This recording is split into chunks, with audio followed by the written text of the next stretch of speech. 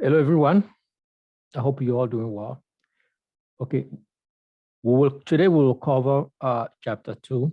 Again, this lecture will be kind of summarize of the chapter. So in this chapter, we will give you just a brief introduction and comparison of the command system and laissez-faire capitalism. Then we will transition our discussion into the characteristic that define the market system. Again, the market system is a system used in most of the country, including our own. We're also gonna explore the 5 fundamental questions that face every economic system, but we will focus on how the market system answers those questions. Give a brief discussion on our invisible hand that we cover in chapter 1. We'll bring it back here just to give you a little definition or explore the concept a little bit deeper, use it to explain why the command system fell. Okay, so let's just go through the next one and see the content of the chapter. So again, economic system, we're going to look at the characteristic that define the market system, focus on the 5 fundamental questions that every economic system needs to answer, but we will focus more on how the market system answers those questions. We'll talk about invisible hand that Adam Smith promote. We will explore the circular flow, how the goods move from a resource market, from businesses, resource market, product market, and household, right? A simplistic view of it. And at the end, we'll explore how the market system deals with risk. So, economic system. What is an economic system, or what are the economic systems? So, the economic system is those set of arrangement, right? That is in the economy, or that guide the economy try to solve all the economic problem in a particular nation or in a nation. So who own the resources? If the economy is free, who make the decision, economic decision?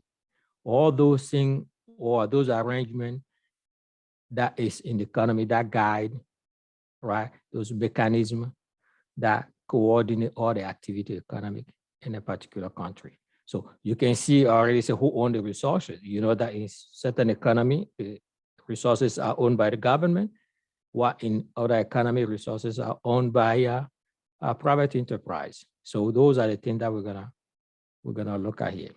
So what makes the difference between economic system is the degree of centralization of prices and decision making, right? Who make all the decision in the economic system? Is it decision made by a central board, or the decisions are made by a consumer, us, since consumers are sovereign, right? So we will go through that.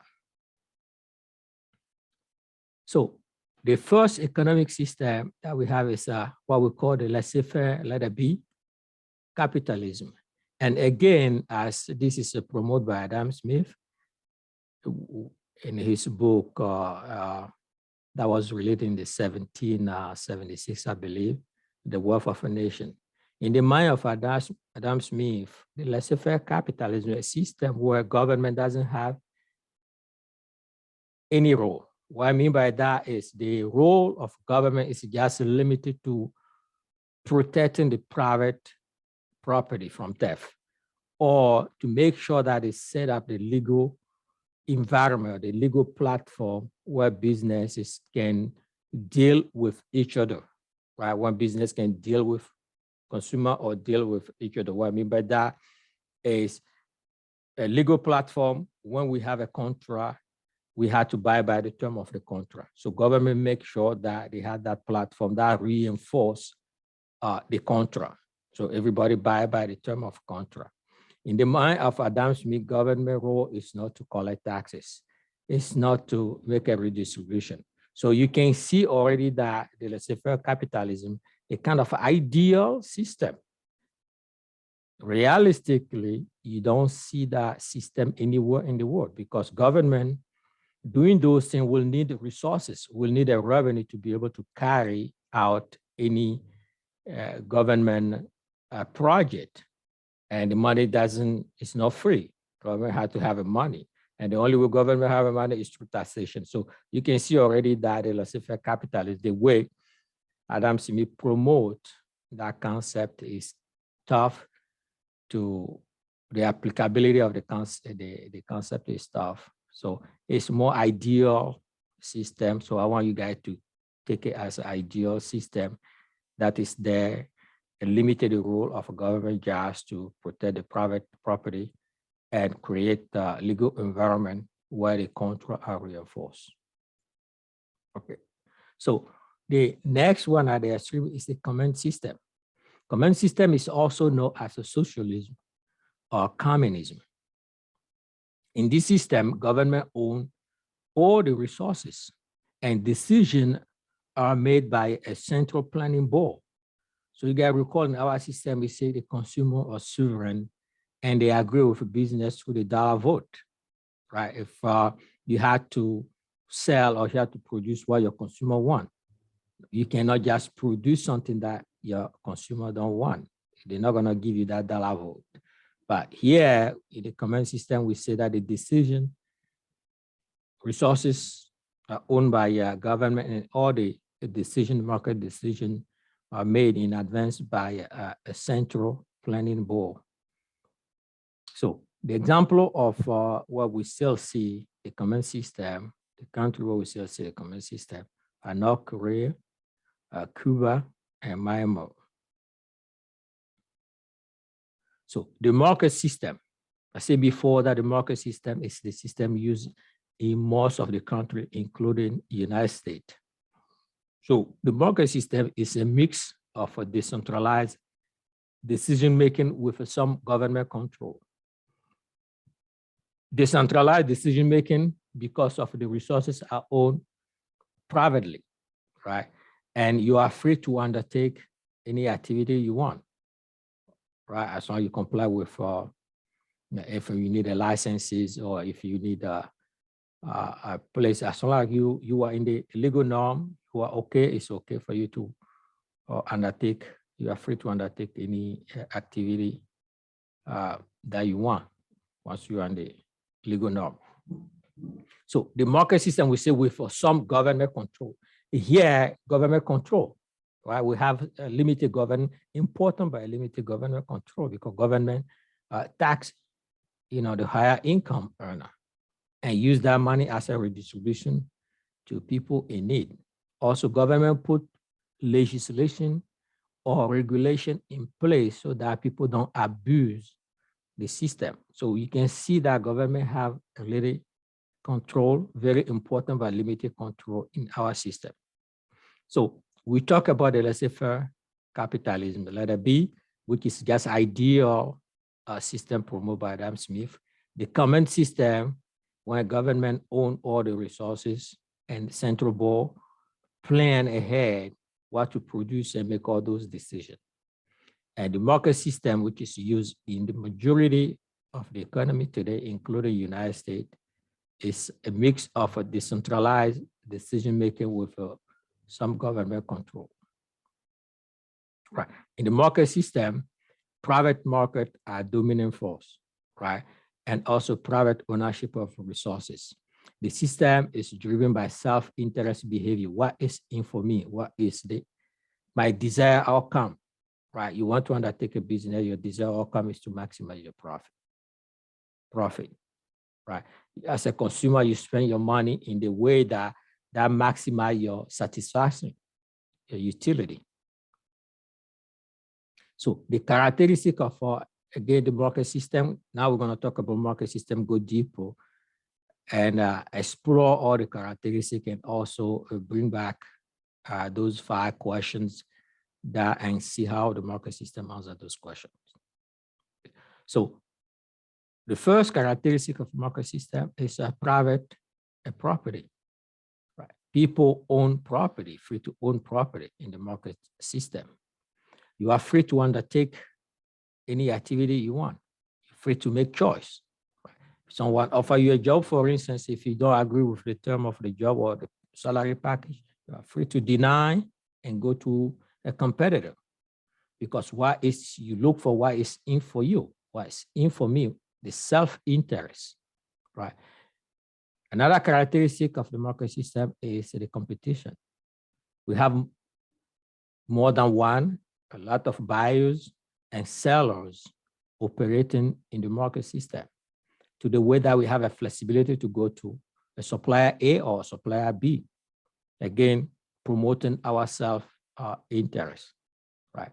And the system also is characterized by the market, right, where the prices are set up based on what we have as a demand and what we have as a supply.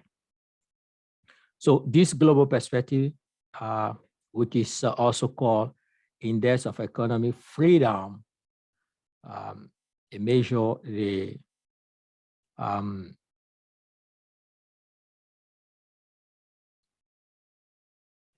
economic index or the freedom of a selected nation. You will see that we move from a free economy, mostly free, all the way to repressed, right? So the market system reward individual and business for developing new technology, because one of the characteristics being competition, you are operating on a competitive environment, and on the competitive environment, you see that you are a price taker, right? The price is given on the market. And for business to be able to maximize the profit, they had to find a way to produce at least cost.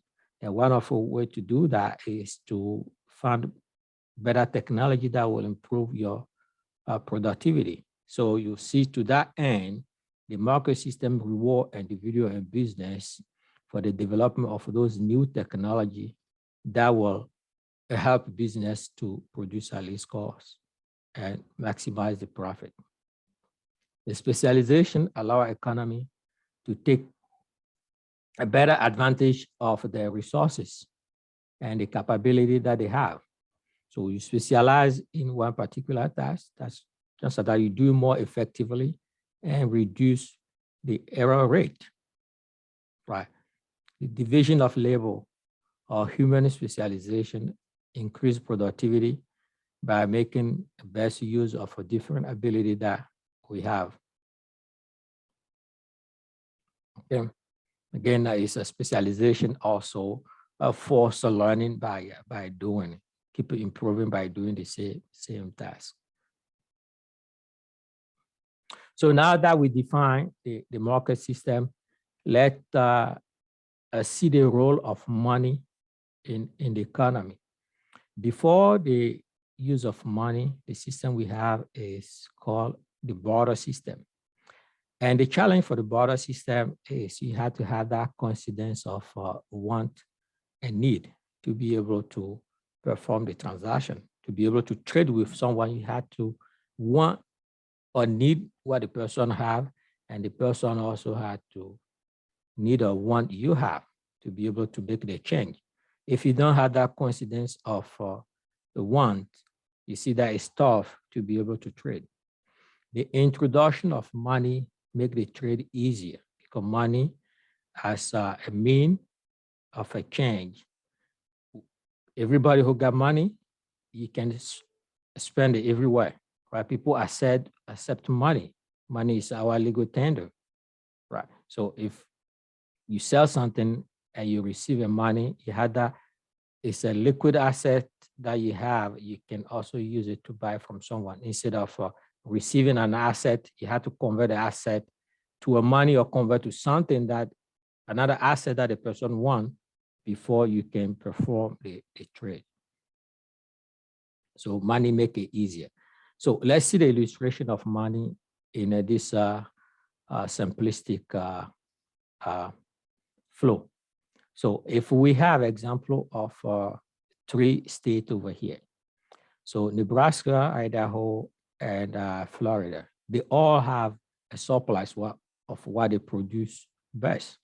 So for instance, if we move from Nebraska, has a supply of wheat, but want to purchase potato, right? So the area where we have a surplus of potato is Idaho, right? So if with money, you see that the exchange is easier, right? Nebraska just purchase potato and give the money back to Idaho.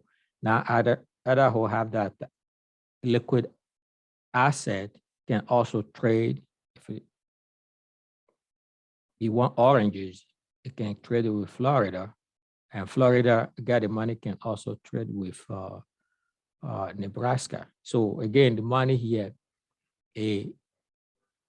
bypass that challenge of coincidence of want that we saw in a border, right? So the introduction of money facilitate trade when you don't have that coincidence of want.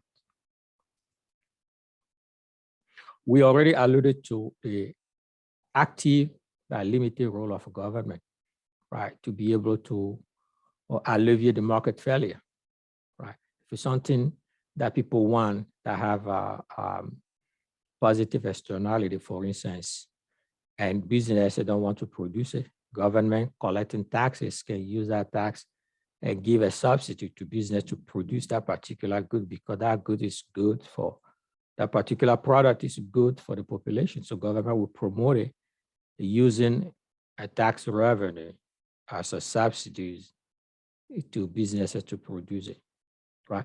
And government can also, if to discourage particular activity or particular production, can increase taxes on it.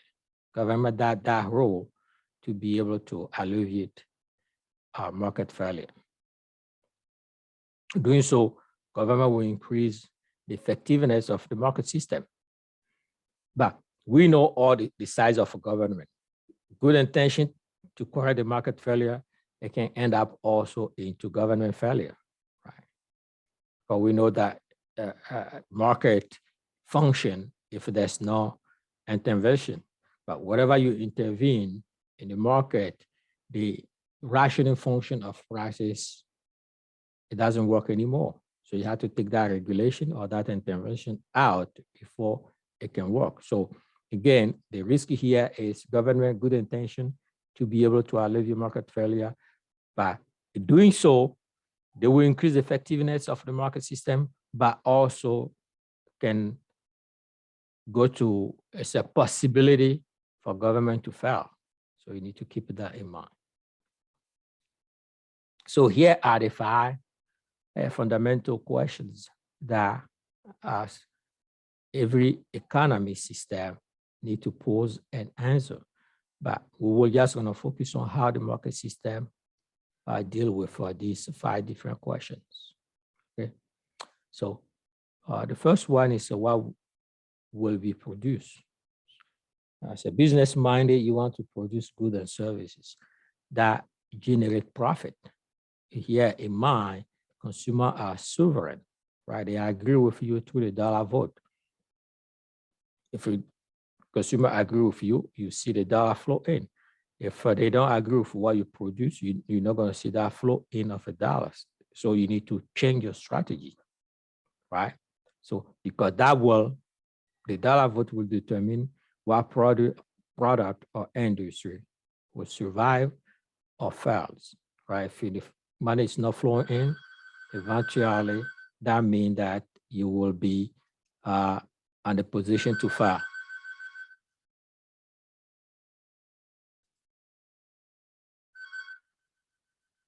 Oh, guys, excuse me for a second.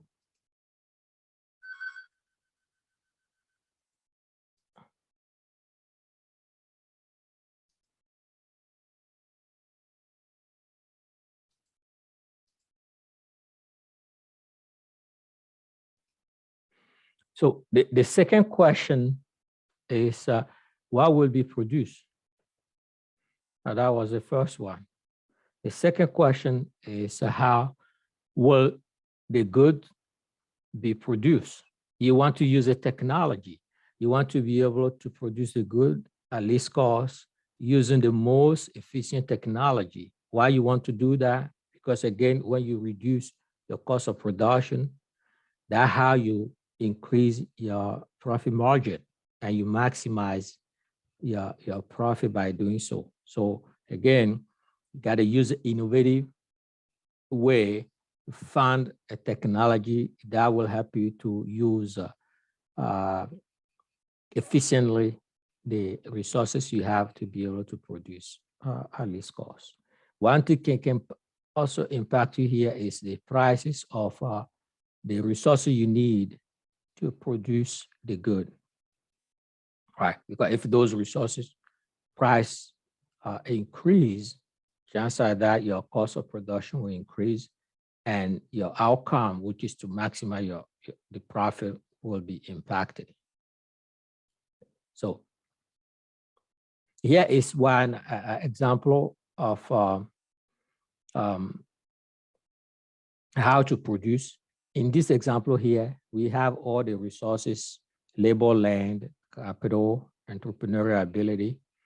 And in our example is the production of $15 worth of a bar soap. So we have a different option or different techniques here. And also we have the price of the unit price of resources and the unit that you need for each of the resources, the quantity needed for each of the resources to produce the good, right? So for instance, in technique 1, right, you need 4 units of labor, 1 unit of land, 1 unit of capital, 1 unit of entrepreneur. And all these resources have a price, a unit price or unit cost. So if you do the calculation, you multiply 2 by 4, 1 by 1.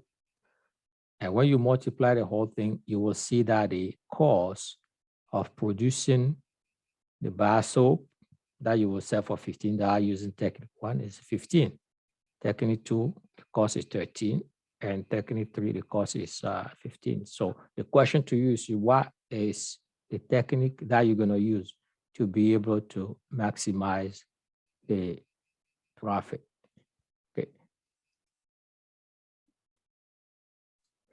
So in this case, the techniques that help you to minimize or to produce at least cost is the one you will choose, which is in our case, techniques number 2, right? Because if you do that, you'll be able to earn a profit of $2. Next question, who will get the output? Here, the consumer with the ability and the willingness to pay will get it good. If you have the willingness but not ability to pay for the good, you'll go without it. The ability here depends on the income. Again, here we have ability and willingness. Yeah, even if you are willing to purchase the good, if you don't have the money income, you might not be able to.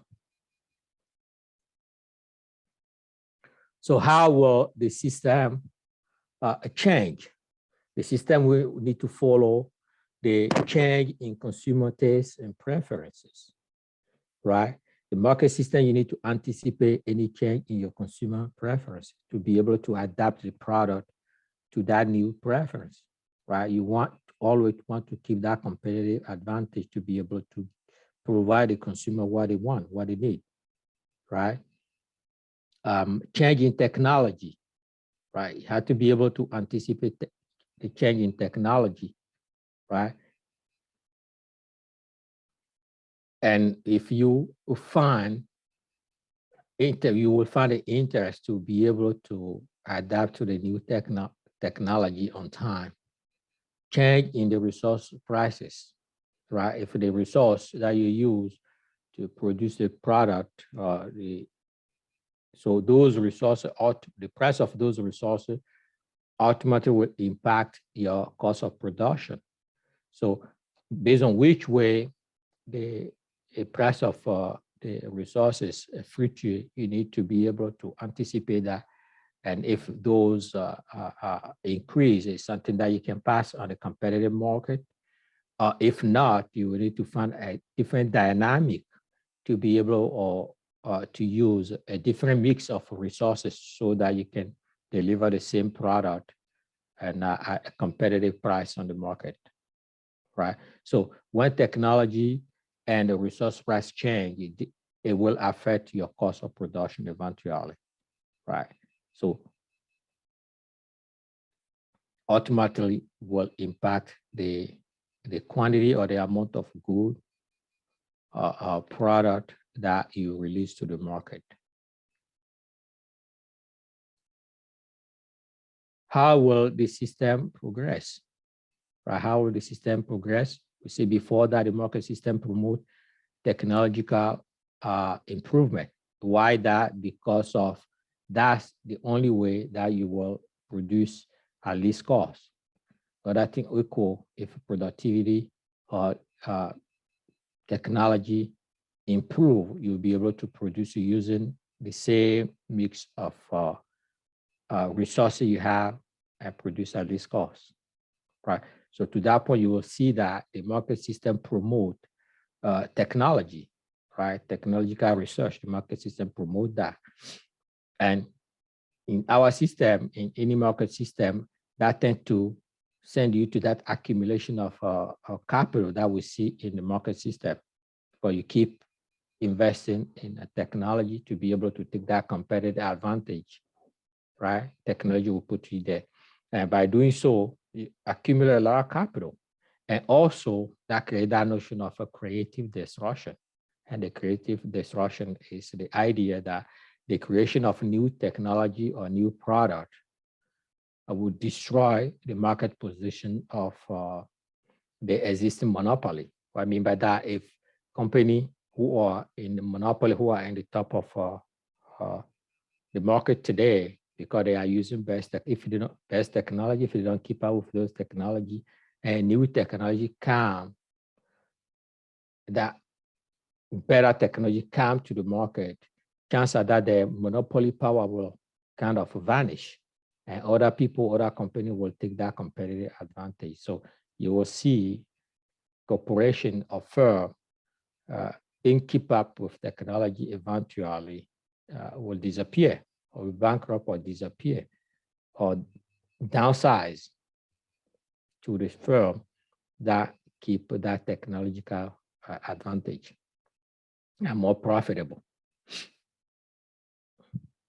So we already mentioned the fact that we're gonna explore again the concept of an invisible hand. Again here, invisible hand is that tendency of the competitive forces on the market to make sure that we use a scarce resource efficiently. So the way I want you guys to understand the invisible hand, if you are a consumer going to the market, what is your outcome desire is to be able to spend your hard-earned income and be satisfied. You want to increase your satisfaction, right? A business or a producer go to the market and they want to be able to use the best technology to be able to sell those products to the market and increase profit or maximize profit. So everybody have a different set of mind. I want to spend competitive money, right? And increase my satisfaction. The business also want to be able to meet that need, but increase the profit. So since we all want to be better off, we all have that self-interest, eventually that will push both of us, or that will push the entire market to use the best technology, or be, another word, to be more efficient using the resources we have. We had to be able to produce efficiently. I want to be able to go to the market and spend my money efficiently. We promote my self-interest, same way with businesses, right? So Adam Smith often referred to the father of economy, or neoclassical economy, because of his emphasis on the role of a self-interest in motivating economic activity, right? Self-interest behavior of both business and supplier of resources, which is household, basically result in the greater amount of economic effectiveness, right? Like I said before, the market system guide the resources into the production of goods and service most desired by society because of the scarcity of those resources. So the virtue of the market system, efficiently use the resources efficiently, right? Efficiently, and also incentive, right? If you find a technology to produce a higher productivity, you will be remunerated, right? You'll be remunerated. You will collect those incentives, right? So, and also you have a freedom of enterprise, right? So again, efficiency, using all the resources efficiently or using the scarce resources to be able to produce efficiently. And if you have a technology, you invest in technology, there's a remuneration for you, which is incentive that you earn by increasing your profit. And you have that freedom of enterprise. And that is one of the characteristics of the market system that we talked about earlier. So that being said, so now reflecting on everything we say about the laissez-faire capitalist, especially about the market system, if you reflect on those two, you will see today that the challenge that face the command system is the fact that there's coordination and incentive problem. The way we define the command system before is the central board make all those decisions. Nobody will hold them accountable for it, right? They don't listen to the market. They anticipate what the market will need, not necessarily what the market need. So there's not that incentive to adjust to the market need so you don't create surplus or shortage. There's no that worry in the command system. And also the coordination problem, right? You set out the output target for good and services to be produced. In the market system, the market held you accountable for. If you don't produce what people want, they're not gonna give you that dollar vote. In the command system, you don't have that accountability over there, right? So example of a country that use a command system is a Soviet Union. Today, they are on the market system, North Korea, and pre-reform China, right? Pre-reform China. China used to, by now, China is more market system. North Korea still using the command system.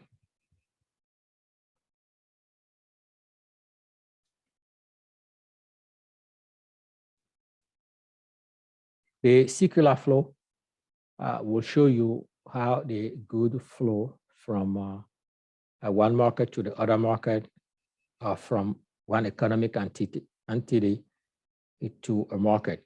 So we will look at the household, businesses, and the product market and the resource market, and see how the flow of product and money go between those different entities. In our assumption here is a private, a closed economy, because you don't see the public sector here, and also you don't see the foreign factor. So here's a circular flow. So you can see that we have the two markets, the resource market, where we have the household will sell the labor, and a business will buy them, right? And household will provide also land, entrepreneurial, and capital. So all those resources are provided here, and business will come here to purchase those, right? Land, capital, and entrepreneurial. Right? And household, by selling those resources, will earn money income, which is wage, rent for land, interest for capital, and profit for entrepreneurial ability. From household to product market, you see that we have we go to the product market to consume by purchasing goods and service. And businesses are the one that provide good service to the product market and they earn the revenue, right? And business will go to the resource market to purchase the resources and they spend money, which is a cost that they give to those resource market. In the later part of the semester, we're also gonna look at another circular flow that will be more dynamic than this because we're gonna introduce the public sector and also the foreign factor. So you can see how the whole thing flow. But I want you just to take this, review this, and if you have any question, feel free to let me know. So how the system deal with a risk, right here, business owner and investor are the one facing the risk. The laborer and the supplier, they don't face any risk. They are guaranteed to earn their salary or wages, and also whatever they provide to businesses, business must pay them. And that is sole responsibility of the entrepreneur to make sure that all those things are done. So entrepreneur, investor face those risks.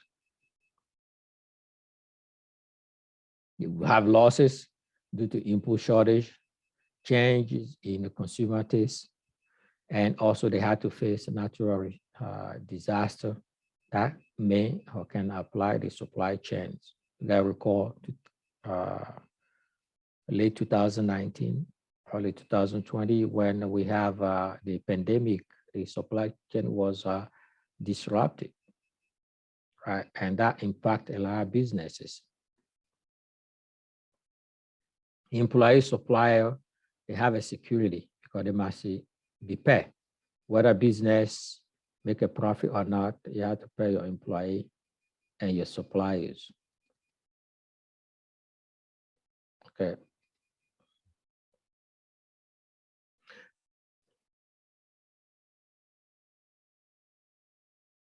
The market system will experience better economic outcome over time since owner bear the responsibility of their own management decision. So you can see there that as the owner or the investor take a risk, they have that incentive or they have that pressure to make a decision that go toward the output or the desired output they have in mind, right? By making a strategy mix of the resources they need to be able to deliver the output.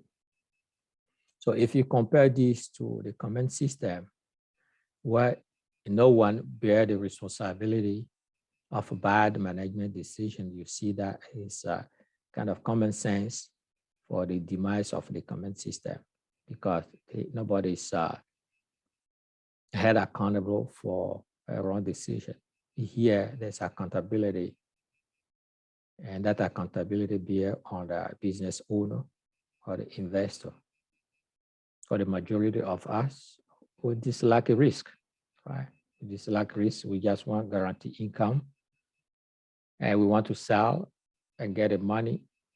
But business owner or investor, they are the one face the rest of the risk. If they manage well the risk, they will prosper. If they don't manage it well, they won't prosper or they will be bankrupt.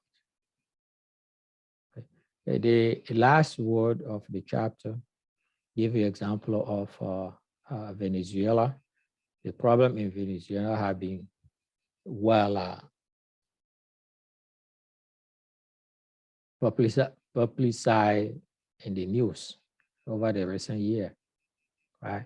We're dealing with the collapse of the oil industry and the hyperinflation to the point that the currency, it doesn't worth anything, right? And all those things due to government mismanagement, because keep in mind that Venezuela is one of the producer of oil.